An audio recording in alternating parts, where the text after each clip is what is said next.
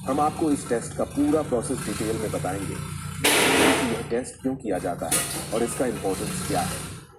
अलग अलग cement types के लिए पासिंग लिमिट भी होती है, हम उन पर भी चर्चा करेंगे। ट्यूब कास्टिंग के लिए हम स्टैंडर्ड सैंड का यूज करते हैं, 2 मिलीमीटर पासिंग और 1 मिलीमीटर स्लीपर। रिटेन्ड सैंड को ग्रेड 1 सैंड कहते हैं। 1 मिलीमीटर पासिंग और 500 माइक्रोन रिटेन्ड सैंड को ग्रेड 2 सैंड कहा जाता है। 500 माइक्रोन पासिंग और 90 माइक्रोन रिटेन्ड सैंड को ग्रेड 3 सैंड कहा जाता है।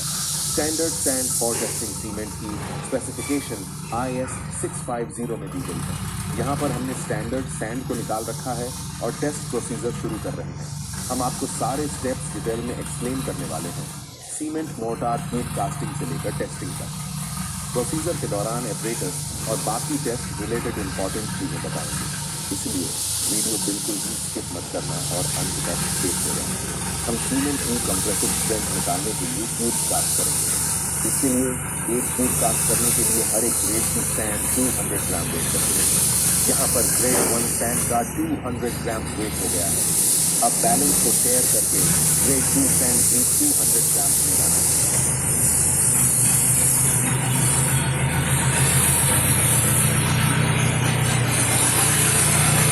इसके बाद ग्रेड 2 सैंड की 400 ग्राम।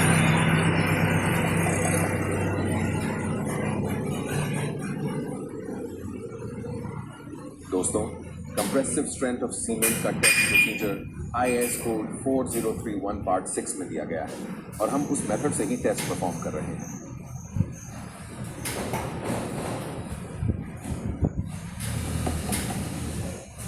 तीनों ग्रेड्स की सैंड का वेट होने पर अब हमारे पास टोटल 600 ग्राम सैंड हो चुकी है, राइट? हर बार बैलेंस को टेयर करना नहीं भूलना है। इसके बाद हमें सीमेंट लेना है, वह भी 200 ग्राम्स लेना है।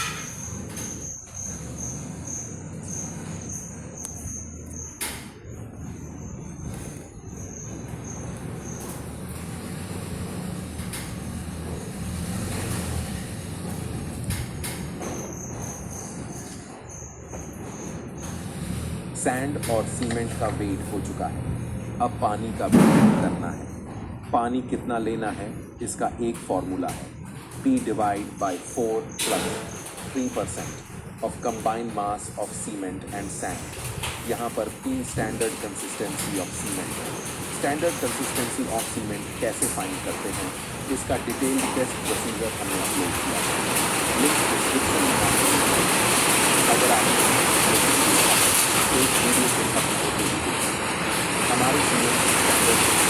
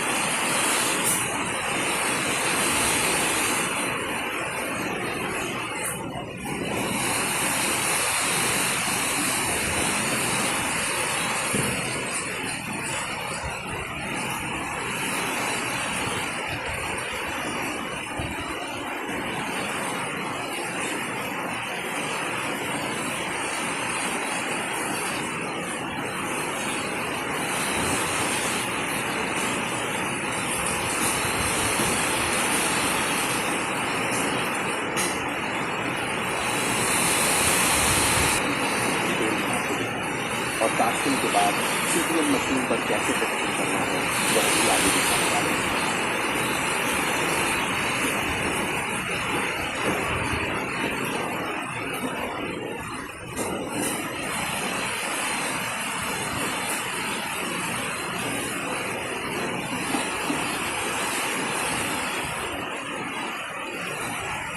बाद मोटर को ट्यूब में भरना है और पोकिंग रॉड की मदद से 8 सेकंड के अंदर 20 टाइम्स पोक करना है।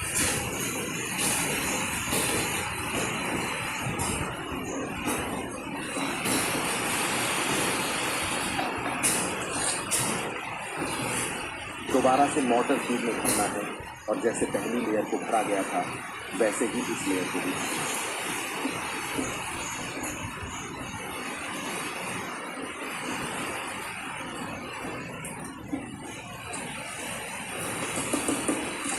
बचे हुए मोटर को ट्यूब में डाल दें और ट्यूब को वाइब्रेशन मशीन पर अच्छी तरह से अटैच कर दें।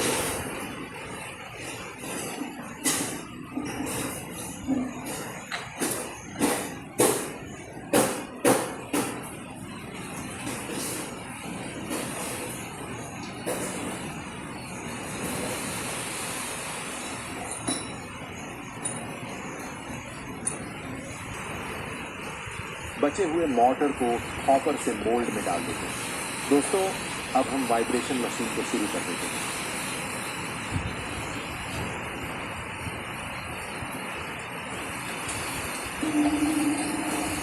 वाइब्रेशन का समय 2 मिनट तक होता है और वाइब्रेशन मशीन की स्पीड 12,000 प्लस माइनस 400 वाइब्रेशन पर मिनट होनी चाहिए।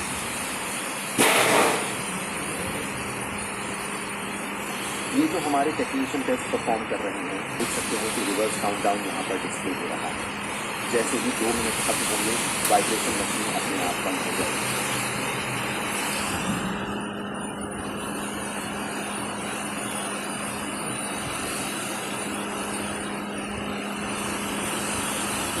देखिए दोस्तों, वाइब्रेशन के कारण कैसे एयर बबल्स सरफेस की तरफ आ रहे हैं। वाइब्रेशन की मदद से मोटर अच्छे से कॉम्पैक्ट हो जाएगा और हनीकॉम्बिंग नहीं आएगी।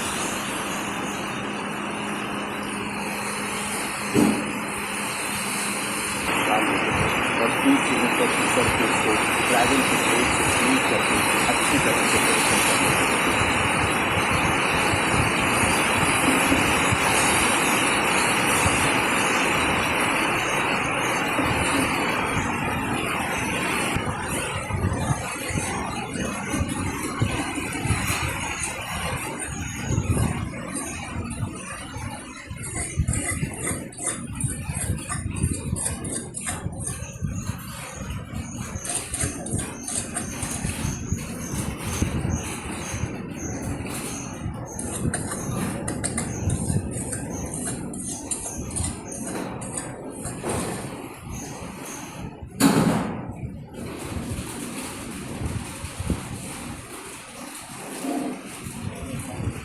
फिनिशिंग खत्म होने के बाद भरे हुए मोल्ड्स को 24 घंटे के लिए मॉइस्ट क्लोसेट में रखना है। इसी तरह और 8 क्यूब्स कास्ट करने हैं ताकि कुल 9 क्यूब्स हो जाएं आते और 28 दिन के लिए। मॉइस्ट क्लोसेट का temperature 27 plus minus 2 degree Celsius पर मेंटेन करना है और रिलेटिव ह्यूमिडिटी 90% से कम नहीं होनी चाहिए करना है ताकि क्यूब्स अगले टेस्टिंग के लिए रेडी रहें और सही 70.6 बाई 70.6 बाई 70.6 मिलीमीटर की डायमेंशंस की एक्यूरेसी बनी रहे और क्यूब्स के अपोजिट प्लेन्स एक दूसरे के पैरेलल रहें।